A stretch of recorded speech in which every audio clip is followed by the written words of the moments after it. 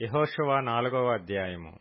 జనులందరూ యొర్దానును దాటుట తుదముట్టిన తరువాత యెహోవా యెహోషువతో నీలాగ సెలవిచ్చెను.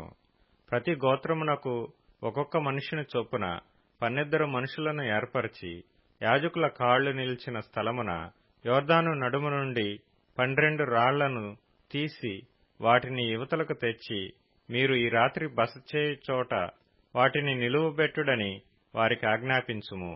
కావున యెహోషువ ఇశ్రాయేలీయులలో సిద్ధపరచిన 12 మనుషులను, అనగా ప్రతి గోత్రమునకు ఒక్కొక్క మనిషిని పిలిపించి వారితో ఇట్లనెను. యొర్దాను నడుమనున్న మీ దేవుడైన యెహోవా మందసము నెదుట దాటిపోయి ఇశ్రాయేలీయుల గోత్రముల లెక్క చొప్పున ప్రతివాడును ఒక్కొక్క రాతిని తన భుజము మీద పెట్టుకొని తేవలెను. ఇక మీదట మీ కుమారులు ఈ రాళ్లెందుకని అడుగునప్పుడు మీరు, యెహోవా మందసము నెదుట యొర్దాను నీళ్లు ఏకరాశిగా ఆపబడెను, అది యొర్దానును దాటుచుండగా యొర్దాను నీళ్లు ఆపబడిన గనుక ఈ రాళ్లు చిరకాలము వరకు ఇశ్రాయేలీయులకు జ్ఞాపకార్థముగా నుండునని వారితో చెప్పవలెను. అది మీకు ఆనవాలై యుండును. అందుకే దీని చేయవలెను. యెహోషువ ఆజ్ఞాపించినట్లు ఇశ్రాయేలీయులు చేసిరి. యెహోవా యెహోషువతో చెప్పినట్లు వారు ఇశ్రాయేలీయుల గోత్రముల లెక్క చొప్పున యొర్దాను నడుము నుండి 12 రాళ్లను తీసి తాము బస చేసిన చోటికి తెచ్చి అక్కడ నిలువబెట్టిరి. అప్పుడు యెహోషువ నిబంధన మందసమును మోయు యాజకుల కాళ్లు యొర్దాను నడుమ నిలిచిన చోట 12 రాళ్లను నిలువబెట్టించెను. నేటి వరకు అవి అక్కడనున్నవి. ప్రజలతో చెప్పవలనని యెహోవా యెహోషువకు ఆజ్ఞాపించినదంతయు, అనగా మోషే యెహోషువకు ఆజ్ఞాపించినదంతయు నెరవేరు వరకు యాజకులు మందసమును మోయిచు యొర్దాను నడుమ నిలుచుండగా జనులు త్వరపడి దాటిరి. జనులందరూ దాటిన తరువాత వారు చూచుచుండగా యెహోవా మందసము మోయి యాజకులు దాటిరి. మరియు ఇశ్రాయేలీయులు చూచుచుండగా రూబేనీయులను, గాదీయులను, మనష్షే అర్ధగోత్రపు వారును మోషే వారితో చెప్పినట్లు యుద్ధ సన్నద్ధులై దాటిరి. సేనలో ఇంచుమించు 40,000 మంది యుద్ధ సన్నద్ధులై యుద్ధము చేయుటకు యెహోవా సన్నిధిని యెరికో మైదానములకు దాటి వచ్చిరి.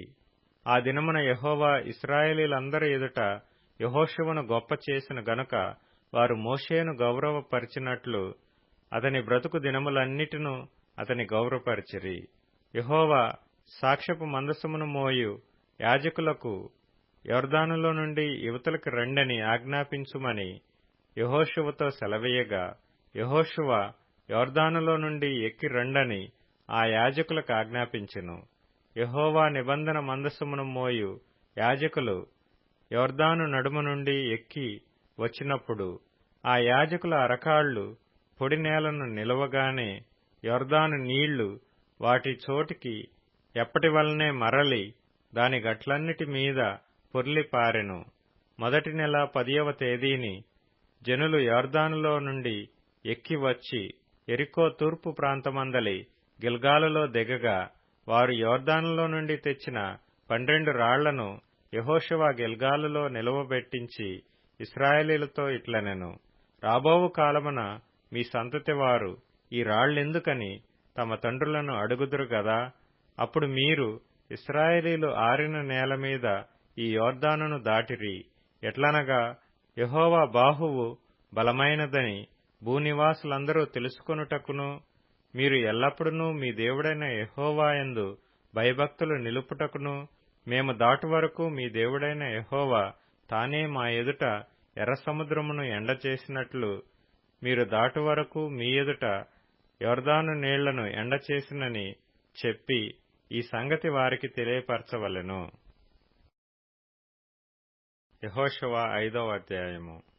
వారు దాటుచుండగా ఇశ్రాయేలీయుల ఎదుట నుండి యెహోవా యొర్దాను నీళ్లను ఎండచేసిన సంగతి యొర్దానుకు పడమటి దిక్కుననున్న అమోరీయుల రాజులందరినూ, సముద్రమునొద్దనున్న కనానీయుల రాజులందరినూ వినినప్పుడు వారి గుండెలు చెదరిపోయెను. ఇశ్రాయేలీయుల భయము చేత వారికిక ధైర్యమేమియూ లేకపోయెను. ఆ సమయమున యెహోవా రాతి కత్తులు చేయించుకొని మరలా ఇశ్రాయేలీయులకు సున్నతి చేయించుమని యెహోషువకు ఆజ్ఞాపింపగా, యెహోషువ రాతి కత్తులు చేయించుకొని సున్నతిగిరి అను స్థలము దగ్గర ఇశ్రాయేలీయులకు సున్నతి చేయించెను. యెహోషువ సున్నతి చేయించుటకు హేతువేమనగా, ఐగుప్తులో నుండి బయలుదేరిన వారందరిలో యుద్ధ సన్నద్ధులైన పురుషులందరూ ఐగుప్తు మార్గమున అరణ్యములో చనిపోయిరి. బయలుదేరిన పురుషులందరూ సున్నతి పొందిన వారే కాని ఐగుప్తులో నుండి బయలుదేరిన తరువాత అరణ్య మార్గమందు పుట్టిన వారిలో ఎవరునూ సున్నతి పొంది ఉండలేదు. యెహోవా మనకు ఏ దేశమును ఇచ్చెదనని వారి పితరులతో ప్రమాణము చేసినో, పాలుతేనెలు ప్రవహించు ఆ దేశమును తాను వారికి చూపించనని యెహోవా ప్రమాణము చేసియుండెను గనుక ఐగుప్తులో నుండి వచ్చిన ఆ యోధులందరూ యెహోవా మాట వినకపోయినందున వారు నశించు వరకు ఇశ్రాయేలీయులు 40 సంవత్సరములు అరణ్యములో సంచరించుచూ వచ్చిరి. ఆయన వారికి ప్రతిగా పుట్టించిన వారి కుమారులు సున్నతి పొంది ఉండలేదు గనుక వారికి సున్నతి చేయించెను. ఏలయనగా మార్గమున వారికి సున్నతి జరగలేదు. కాబట్టి ఆ సమస్త జనము సున్నతి పొందుట తీరిన తరువాత తాము బాగుపడు వరకు పాళెములోని తమ చోట్ల నిలిచిరి. అప్పుడు యెహోవా, నేడు నేను ఐగుప్తు అవమానము మీ మీద నుండకుండా దొరలించి వేసి ఉన్నానని యెహోషువతో ననెను. అందుచేత నేటి వరకు ఆ చోటికి గిల్గాల్ అను పేరు. ఇశ్రాయేలీయులు గిల్గాలులో దిగి ఆ నెల 14వ తేదీని సాయంకాలమున యెరికో మైదానములో పస్కా పండుగను ఆచరించిరి. పస్కా పోయిన మరునాడు వారు ఈ దేశపు పంటను తినిరి. ఆ దినమందే వారు పొంగకయు వేచబడియున్న భక్ష్యములను తినిరి. మరునాడు వారు ఈ దేశపు పంటను తినుచుండగా మన్నా మానిపోయెను. అటు తర్వాత ఇశ్రాయేలీయులకు మన్నా దొరకకపోయెను. ఆ సంవత్సరమున వారు కనాను దేశపు పంటను తినిరి. యెహోషువ యెరికో ప్రాంతమున నున్నప్పుడు అతడు కన్నులెత్తి చూడగా దూసిన కత్తి చేతపట్టుకుని ఉన్న ఒకడు అతని ఎదుట నిలిచియుండెను. యెహోషువ అతని యొద్దకు వెళ్లి, నీవు మా పక్షముగా నున్నవాడవా, మా విరోధుల పక్షముగా నున్నవాడవా అని అడగగా, అతడు కాదు, యెహోవా సేనాధిపతిగా నేను వచ్చియున్నానెను. యెహోషువ నేలమట్టుకు సాగిలపడి నమస్కారము చేసి, నా ఏలినవాడు తన దాసునికి సెలవిచ్చున్నదేమని అడిగెను. అందుకు యెహోవా సేనాధిపతి, నీవు నిలిచియున్న ఈ స్థలము పరిశుద్ధమైనది, నీ పాదరక్షలను తీసివేయుమని యెహోషువతో చెప్పగా, యెహోషువ అలాగు చేసెను. యెహోషువ 6వ అధ్యాయము. ఆ కాలమున ఇశ్రాయేలీయుల భయము చేత ఎవడనూ వెలుపలికి పోకుండాను లోపలికి రాకుండాను యెరికో పట్టణ ద్వారము గట్టిగా మూసివేయబడెను. అప్పుడు యెహోవా యెహోషువతో ఇట్లనెను, చూడుము, నేను యెరికోను దాని రాజును పరాక్రమము గల శూరులను నీ చేతికి అప్పగించుచున్నాను. మీరందరూ యుద్ధ సన్నద్ధులై పట్టణమును ఆవరించి ఒకమారు దాని చుట్టూ తిరగవలెను. అలాగు 6 దినములు చేయుచూ రావలెను. 7 యాజకులు పొట్టేలు కొమ్ము బోరలను పట్టుకొని ముందుగా నడువవలెను. 7వ దినమున మీరు 7 మార్లు పట్టణము చుట్టూ తిరుగుచుండగా ఆ యాజకులు బోరలనూదవలెను. మానక ఆ కొమ్ములతో వారు ధ్వని చేయుచుండగా మీరు బోరల ధ్వని వినునప్పుడు జనులందరూ ఆర్భాటముగా కేకలు వేయవలెను. అప్పుడు ఆ పట్టణ ప్రాకారము కూలును గనుక జనులు తమ ఎదుటికి చక్కగా ఎక్కుదురు అనెను. నూను కుమారుడైన యెహోషువ యాజకులను పిలిపించి, మీరు నిబంధన మందసమును ఎత్తికొని మోయుడి. 7 యాజకులు యెహోవా మందసమునకు ముందుగా పొట్టేలు కొమ్ము బోరలను 7 పట్టుకొని నడవవలెనని వారితో చెప్పెను. మరియు అతడు, మీరు సాగి పట్టణమును చుట్టుకొనుడనియు యోధులు యెహోవా మందసమునకు ముందుగా నడవవలెననియు ప్రజలతో చెప్పెను. యెహోషువ ప్రజలకు ఆజ్ఞాపించిన తరువాత 7 యాజకులు పొట్టేలు కొమ్ము బోరలను 7 యెహోవా సన్నిధిని పట్టుకొని సాగుచు ఆ బోరలను ఊదుచుండగా యెహోవా నిబంధన మందసమును వారి వెంట నడిచెను. యోధులు బోరలనూదుచున్న యాజకులకు ముందుగా నడిచిరి. దండు వెనుకటి భాగము మందసము వెంబడి వచ్చెను. యాజకులు వెళ్ళుచు బోర్లను ఊదుచుండిరి. మరియు యెహోషువ, మీరు కేకలు వేయుడని నేను మీతో చెప్పు దినము వరకు మీరు కేకలు వేయవద్దు. మీ కంఠధ్వని వినబడనీయవద్దు. మీ నోట నుండి ఏ ధ్వనియూ రావలదు. నేను చెప్పునప్పుడే మీరు కేకలు వేయవలెనని జనులకు ఆజ్ఞ ఇచ్చెను. అట్లు యెహోవా మందసము ఆ పట్టణమును చుట్టుకొని ఒకమారు దాని చుట్టూ తిరిగిన తరువాత వారు పాళెములో చొచ్చి రాత్రి పాళెములో గడిపిరి.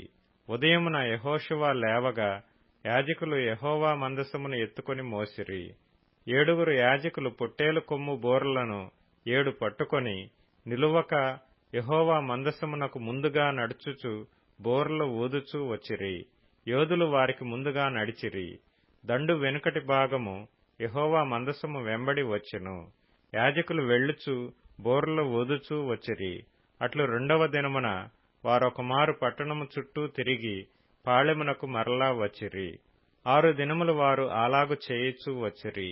7వ దినమున వారు ఉదయమున చీకటితోనే లేచి 7 మార్లు ఆ ప్రకారముగానే పట్టణము చుట్టూ తిరిగిరి. ఆ దినమున మాత్రమే వారు 7 మార్లు పట్టణము చుట్టూ తిరిగిరి. 7వ మారు యాజకులు బోర్లు ఊదగా యెహోషువ జనులకు ఈలాగు ఆజ్ఞ ఇచ్చెను. కేకలు వేయుడి, యెహోవా ఈ పట్టణమును మీకు అప్పగించుచున్నాడు. ఈ పట్టణమును దీనిలోనున్నది యావత్తును యెహోవా వలన శపింపబడెను. రాహాబు అను వేశ్య మనము పంపిన దూతలను దాచిపెట్టిన గనుక ఆమెయు ఆ ఇంటనున్న వారందరూ మాత్రమే బ్రతుకుదురు. శపింపబడిన దానిలో కొంచెమైనను మీరు తీసుకొనిన ఎడల మీరు శాపగ్రస్తులై ఇశ్రాయేలీల పాళెమునకు శాపము తెప్పించి దానికి బాధ కలుగు చేయుదురు. గనుక శపింపబడిన దానిని మీరు ముట్టకూడదు. వెండియు బంగారును ఇత్తడి పాత్రలను ఇనుప పాత్రలను యెహోవాకు ప్రతిష్ఠితములగును. వాటిని యెహోవా ధనాగారములో నుంచవలెను. యాజకులు బోర్లు ఊదగా ప్రజలు కేకలు వేసిరి. ఆ బోర్ల ధ్వని వినినప్పుడు ప్రజలు ఆర్భాటముగా కేకలు వేయగా ప్రాకారము కూలెను. ప్రజలందరూ తమ ఎదుటికి చక్కగా పట్టణ ప్రాకారము ఎక్కి పట్టణమును పట్టుకొనిరి. వారు పురుషులనేమి స్త్రీలనేమి చిన్న పెద్దలనందరినీ ఎద్దులను గొర్రెలను గాడిదలను ఆ పట్టణములోని సమస్తమును కత్తివాత సంహరించిరి. అయితే యెహోషువ ఆ వేశ్య ఇంటికి వెళ్లి మీరు ఆమెతో ప్రమాణం చేసినట్లు ఆమెను ఆమెకు కలిగిన వారినందరినీ అక్కడ నుండి తోడుకొని రండని దేశమును వేగుచూచిన 2 మనుషులతో చెప్పగా వేగులవారైన ఆ మనుషులు పోయి రాహాబును ఆమె తండ్రిని ఆమె తల్లిని ఆమె సహోదరులను ఆమెకు కలిగిన వారినందరినీ వెలుపలికి తోడుకొని వచ్చిరి. ఆమె ఇంటివారినందరినీ వారు వెలుపలికి తోడుకొని ఇశ్రాయేలీల పాళెము వెలుపట వారిని నివసింపజేసిరి. అప్పుడు వారు ఆ పట్టణమును దానిలోని సమస్తమును అగ్నిచేత కాల్చివేసిరి. వెండిని బంగారును ఇత్తడి పాత్రలను ఇనుప పాత్రలను మాత్రమే యెహోవా మందిర ధనాగారములో నుంచిరి. రాహాబను వేశ్య యెరికోను వేగుచూచుటకు యెహోషువ పంపిన దూతలను దాచిపెట్టి ఉండెను గనుక అతడు ఆమెను ఆమె తండ్రి ఇంటి వారిని ఆమెకు కలిగిన వారినందరినీ బ్రతుకనిచ్చెను. ఆమె నేటి వరకు ఇశ్రాయేలీల మధ్య నివసించుచున్నది. ఆ కాలమున యెహోషువ జనుల చేత శపథము చేయించి వారికీలాగు ఆజ్ఞాపించెను. ఎవడు యెరికో పట్టణమును కట్టించ పూనుకొనునో వాడు యెహోవా దృష్టికి శాపగ్రస్తుడగును. వాడు దాని పునాది వేయగా వాని జ్యేష్ఠ కుమారుడు చచ్చును. దాని తలుపులను నిలువనెత్తగా వాని కనిష్ఠ కుమారుడు చచ్చును. యెహోవా యెహోషువకు తోడై ఉండెను గనుక అతని కీర్తి దేశమందంతటను వ్యాపించెను. కీర్తనల గ్రంథం 49వ కీర్తన. జ్ఞానులు చనిపోదురను సంగతి అతనికి కనబడకుండా పోదు. మూర్ఖులును పశుప్రాయులును ఏకముగా నశింతురు. వారు తమ ఆస్తిని ఇతరులకు విడిచిపెట్టుదురు. తమ ఇండ్లు నిరంతరము నిల్చుననియు తమ నివాసములు తరతరములకు ఉండుననియు వారనుకొందురు. తమ భూములకు తమ పేర్లు పెట్టుదురు. ఘనత వహించిన వాడైనను మనుష్యుడు నిలవజాలడు. వాడు నశించు మృగములను పోలినవాడు. స్వాతిశయ పూర్ణులకును వారి నోటి మాటను బట్టి వారి ననుసరించు వారికిని ఇదే గతి. వారు పాతాళములో ముందుగా కూర్చబడుదురు, మరణము వారికి కాపరి అయ్యుండును. ఉదయమున యథార్థవంతులు వారి నేలుదురు, వారి స్వరూపములు నివాసము లేనివై పాతాళములో క్షయమైపోవును. దేవుడు నన్ను చేర్చుకొనును, పాతాళ బలములో నుండి ఆయన నా ప్రాణమును విమోచించును.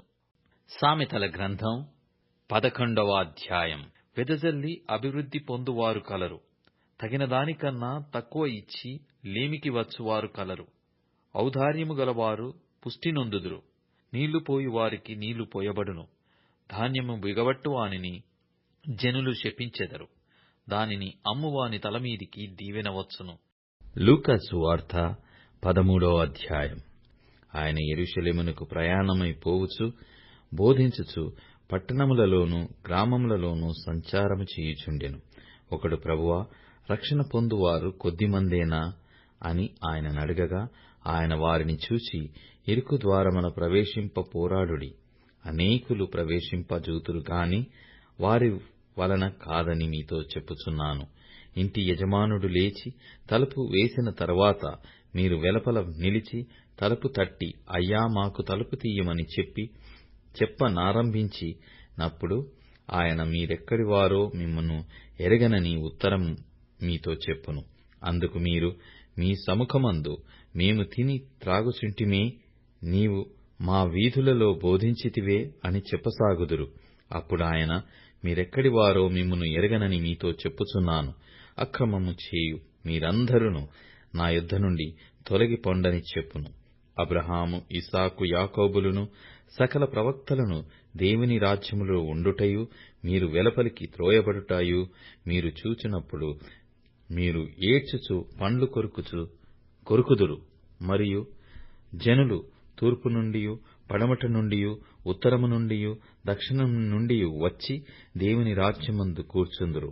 ఇదిగో, కడపటి వారిలో కొందరు మొదటివారగుదురు, మొదటివారిలో కొందరు కడపటివారగుదురని చెప్పెను. ఆ గడియలోనే కొందరు పరిసయ్యులు వచ్చి, నీవిక్కడ నుండి బయలుదేరిపోము, హేరోదు నిన్ను చంపగోరుచున్నాడని ఆయనతో చెప్పగా, ఆయన వారిని చూచి, మీరు వెళ్లి ఆ నక్కతో ఇలాగు చెప్పుడి, ఇదిగో, నేడును రేపును నేను దయ్యములను వెళ్లగొట్టుచు రోగులను స్వస్థపరచుచు నుండి 3వ దినమున పూర్ణ సిద్ధి పొందెదను. అయినను నేడు రేపు ఎల్లుండి నా త్రోవను నేను పోవుచుండవలెను. ప్రవక్త యెరూషలేమునకు వెలుపల నశింప వల్ల పడదు. యెరూషలేమా, యెరూషలేమా, ప్రవక్తలను చంపుచు నీ యొద్దకు పంపబడిన వారిని రాళ్లతో కొట్టుచు ఉండుదానా? కోడి తన పిల్లలను తన రెక్కల క్రింద ఎలాగూ చేర్చుకొనునో అలాగే ఎన్నో మారులు నేను నీ పిల్లలను చేర్చుకొనవలెనని యుంటిని గాని మీరొల్లకపోతిరి. ఇదిగో, మీ ఇల్లు మీకు పాడుగా విడవబడుచున్నది. ప్రభువు పేరట వచ్చువాడు స్తుతింపబడునుగాకని మీరు చెప్పు వరకు మీరు నన్ను చూడరని మీతో చెప్పుచున్నానెను. లూకా సువార్త 14వ అధ్యాయం. విశ్రాంతి దినమున ఆయన భోజనము చేయుటకు పరిసయ్యుల అధికారులలో ఒకని ఇంటిలోనికి వెళ్ళినప్పుడు ఆయన ఏమి చేయునో అని వారాయనను కనిపెట్టుచుండిరి. అప్పుడు జలోదర రోగము గల ఒకడు ఆయన ఎదుట ఉండెను. యేసు విశ్రాంతి దినమున స్వస్థపరచుట న్యాయమా కాదా అని ధర్మశాస్త్రోపదేశకులను పరిసయ్యులను అడుగగా వారూరకుండిరి. అప్పుడు ఆయన వానిని చేరదీసి స్వస్థపరిచి పంపివేసి, మీలో ఎవని గాడిదయైనను ఎద్దైనను గుంటలో పడిన ఎడల విశ్రాంతి దినమున దానిని పైకి తీయడా అని వారినడిగెను. ఈ మాటలకు వారు ఉత్తరము చెప్పలేకపోయిరి.